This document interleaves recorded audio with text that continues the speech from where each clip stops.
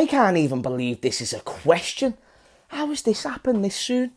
It's like seeing a little brother that you haven't saw in years, and then he comes back and he's got proper mousels and he's here to get revenge for all the times you gave him a schmack.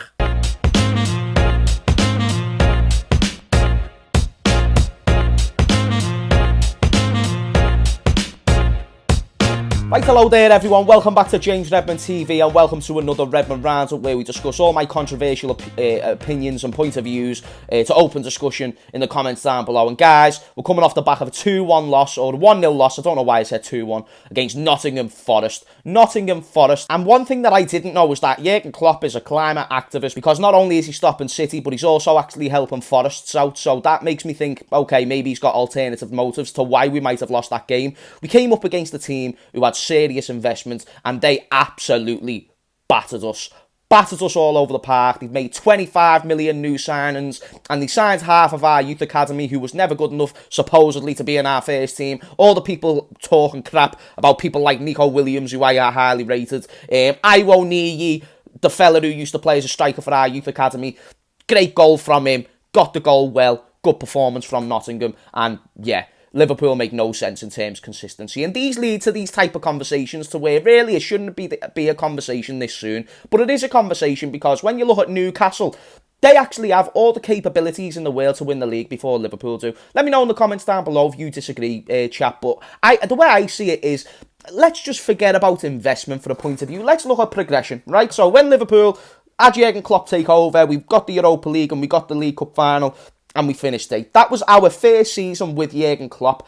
I believe Eddie Howe got top half, finished top half of the table in his first season as well, and that was with one transfer window. A great transfer window where they brought in Trippier and Guimaraes and, you know, a bunch of other players, and then Chris Wood. But the way I see this whole thing panning out in a short-term basis is that already they got much better last year with Eddie Howe and these new signings. This season they've made even more signings, and now you're seeing the results in the league because they're 4th and we're 8th. So not only is this a conversation that we had to worry about when the takeover happened, but our assumption was that we had to worry about Newcastle in 3 to 4 to 5 seasons as a European competitor. The same way that City took a season or two, it looks like Newcastle are taking a very similar trend, but also at the accelerated pace that City done it as well.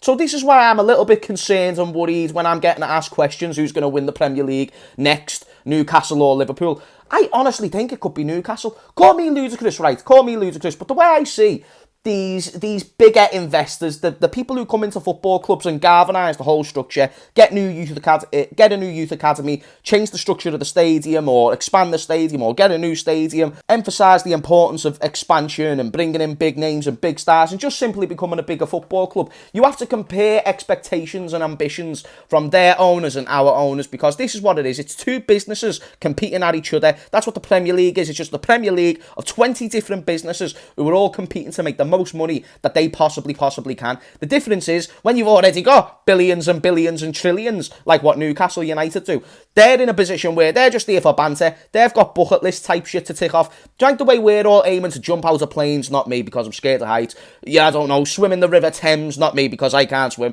And all these fun things that you want to do in life, like, I don't know, go and stroke a tiger, which will make me think that you're clinically insane. But if you want to go and stroke a tiger, go and stroke a tiger. That's more than sad. That's bucket list type stuff. Newcastle and City are not here for maximising revenue. They are here to a bucket list type shit. Like, let's win the Champions League against the best ever Real Madrid team that they can. Let's let Real Madrid build a boss team and beat them in the Champions League final. Let's win the Premier League by 125 points. Let's win the FA Cup twice in one season just because we've got money. Those type of bucket list stuff is the ambition that will be set by Newcastle, and it's the ambition that has been set by Man City. So I'm only talking about Man City because they were the number one team for years and years and years financially, hence why they were successful. Chelsea, the reason why they got so much success was because of the finances. Manchester United, yeah, externally, like, great manager and stuff like that, but they was the richest team in the country when they had the most success. Liverpool, when we won all of our league titles and Champions Leagues under Bill Shankly and Bob Paisley,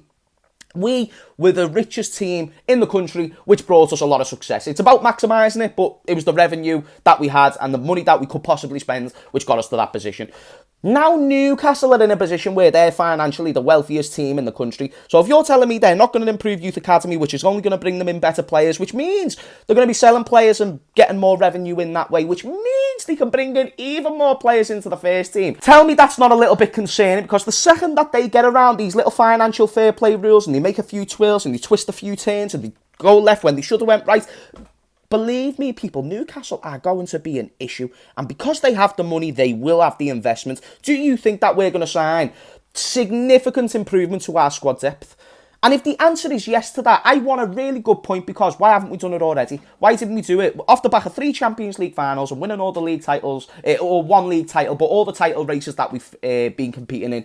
Tell me how we do not have the funds to go out there and buy new players. Oh, because we need to sell a big player. Exactly, because we don't reinvest into the youth academy, where we're constantly getting good players coming in and good players coming out, where we can sell youth academy players for 15, 20, 25 million. Yeah, we have exceptions. Harry Wilson, Ryan Brewster, Nico Williams, Iwo Nigi, who went to Hertha Berlin, now plays for Nottingham Forest and scored against us. The point is that we don't get enough players like City, like Chelsea, coming in and out of the youth academy that are of a really, really good quality, and they're going to be maximising the income for the football club.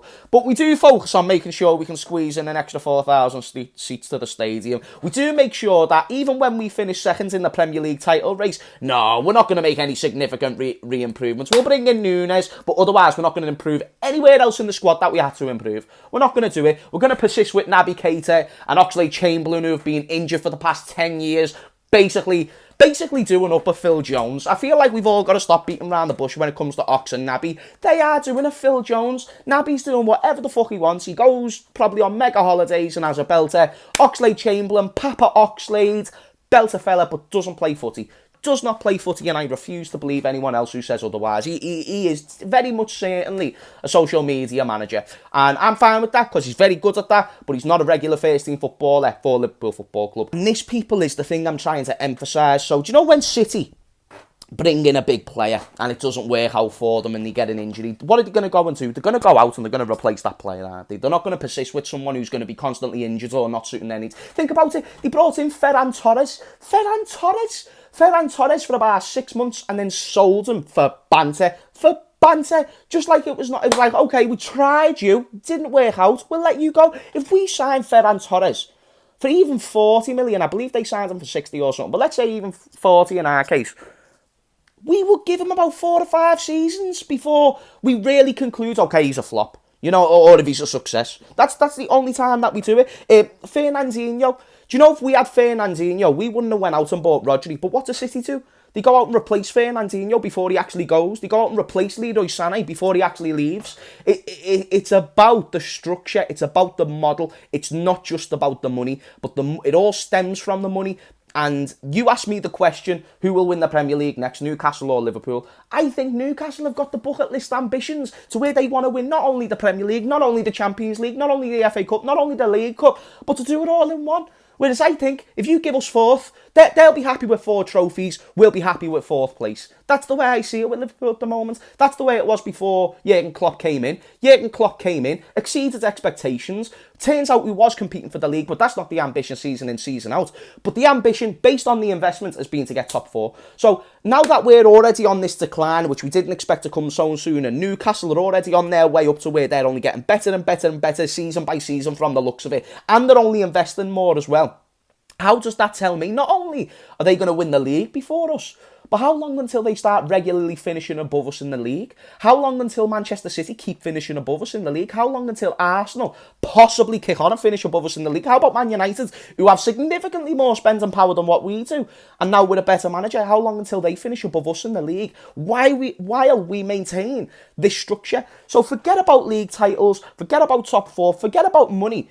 You won't even be seeing European football the way this football club's going. And I only come on here and express my opinion because I care about this football club. I love this football club. And when I think it's doing something wrong or it's not aligning with the expectations and the ambitions of the fans, that's when I'm going to call it out. It's not a bad thing. It's not a toxic thing. It's to create discussion. It's to open it. And you asked me the question, who will win the Premier League first, Newcastle or Liverpool? I definitely think it's going to be Newcastle. I 100% it's going to be Newcastle. So I'm fuming that I had to have this conversation so soon. It genuinely like depresses me that I have to. But you've got to. You've got to have these conversations, because without it, you're going to get to a point where you're like, whoa, Newcastle are above us, how has that happened? Don't say I didn't warn you, Redmond Army. That's all I'm saying. I know I'm the Messiah and I speak nothing but facts, but I do these videos to warn you. I tend to get a lot of stuff right. I thought Núñez was going to be a bit funky. I think he has been a bit funky. I said Mane was the best player in the world. He exceeded those expectations. I'm a genius. And in this case, I don't think that we've got the expectations nor the ambition to compete with Newcastle in the short term or the long term. And with other teams improving, I'm scared that even the hope of being a top 4 team, which is what I think FSG wants, I'm scared that's going to be able to be maintained. So let me know if I'm overreacting. Let me know if I've just made this video for no reason. I thought it was a good question. And to be honest, based on logistics, like if we were still going up for one more season, say if we just had another season like last year for this year, I'd be like, okay, maybe we can win a Premier League before Newcastle. But now that we're already declining and they keep on investing and improving, and they've got a really, really good manager, and they invest really well. It's not like they're just playing career mode. They invest really, really good into good players. Off all those basis, facts and statistics, I think that'll happen. And that's another team we've then got to worry about season in, season out, for not only the league, but for European places. Anyway, people, that has been today's Redmond Roundup. I just thought I'd ramble. We're going to be doing a live Redmond Roundup at around 6 to 7 o'clock today. It will be announced on the channel about an hour before we go live, so keep the notifications on if you haven't got them on already. Smash a like on this video as well. Really helps out the channel. Love every single one of you. And get your comments down below. People, I will see you all in a bizzle. Peace!